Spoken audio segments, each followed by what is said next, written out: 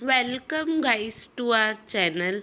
जैसे कि आप सबको पता है कि लीगल 24/7 आपके लिए कुछ लैंडमार्क जजमेंट की सीरीज़ लेके आया है। आज का जो हम जजमेंट डिस्कस करेंगे वो इतना ज़्यादा लैंडमार्क तो नहीं है, बट वो एक मैगज़िम पे बेस्ड है और वो आपका लिमिटेशन के बारे में बताता है। ये मैगज़िम, ये जो जजमेंट है आपका, इस मैगज़िम में आता है। आपने मैगज़िम सुनी होगी, यू बी जस्ट एबी रेबिडियम, मतलब where there is a right there is a remedy. The concept of this legal maxim is that कि आपके पास अगर कोई आपका लीगल राइट है तो वो आपके पास उस चीज़ की रेमेडी भी होगी। If you have a right then you have a remedy, कि आप अपने उस राइट को कैसे यूज़ करो। बट आपने बहुत सारी जगह देखा होगा कि ऐसा तो नहीं है कि आप मतलब किसी भी चीज़ को 12 साल तक या 15 साल तक यूज़ करो, या आप सोते रह जाओ और आप इन द लास्ट जाके ये बोलो कि आपके पास ये राइट था और अब आपको ये रेमेडी चाहिए। ऐसा तो नहीं ना। हर चीज़ का एक पर्टिकुलर टाइम होता है।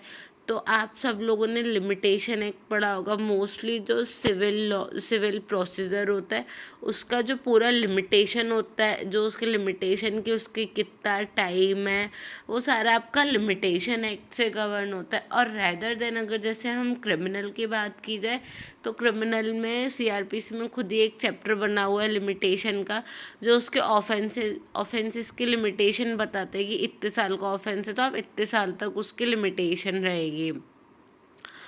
तो जनरली ये एक बहुत बेसिक केस था और इसमें लाइक बेसिक से बहुत बेसिक वाली बात बताई गई थी। बट ये जस्ट आपको थोड़ा सा लिमिटेशन के बारे में अवेयर करने के लिए और आपके राइट्स और रेमेडी को बताने के लिए ये केस यहाँ पे लेके आया गया है कि आप सबको पता होना चाहिए कि आप सबके पास जो राइट्स होते हैं वो सबका एक पर्टिकुलर टाइम पीरियड होता है। आप कभी भी अपने राइट्स को रिडीम कराने के लिए नहीं जा सकते कि जब आपका मन करे, नहीं आप तब नहीं जा सकते। जैसे कॉन्ट्रैक्ट है तो कॉन्ट्रैक्ट को अगर आपको रिडीम कराना है तो आपकी वैलिडिटी 3 साल की, आपको 3 साल के अंदर ही जाना होगा। तो इस केस में मतलब Bombay dyeing and manufacturing versus state of Bombay 1958 का केस था।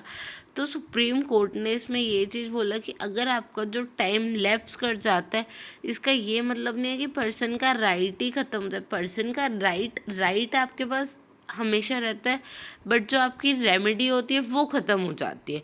मीन्स आप डायरेक्ट कोर्ट से जाके नहीं बोल सकते। अगर जैसे आपका कॉन्ट्रैक्ट का केस था, अब कॉन्ट्रैक्ट में आपके 3 साल निकल गए, तब अगर आपके पास कोई सफिशिएंट कॉज है देन तो आप 4th ईयर में जा सकते हो। अगर आपके पास कोई सफिशिएंट कॉज नहीं है तो आप 4th ईयर में जाके आप अपनी कोर्ट से रेमेडी नहीं ले सकते। आपके पास राइट है, आप कोई और चीज़ से अपने पैसे ले सकते हो।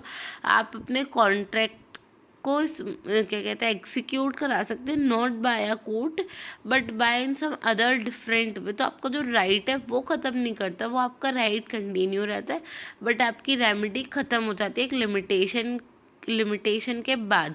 और अगर इन केस उसके बाद आप सेक्शन 5 के अकॉर्डिंग अगर अपना कोई सफिशिएंट कॉज बता देते हो तो आपकी जो रेमेडी रहती है वो भी आपकी कंटिन्यू रहती है। तो आज के लिए इतना ही। आई होप आपको समझ आया होगा राइट एंड रेमेडी का। Thank you and keep learning.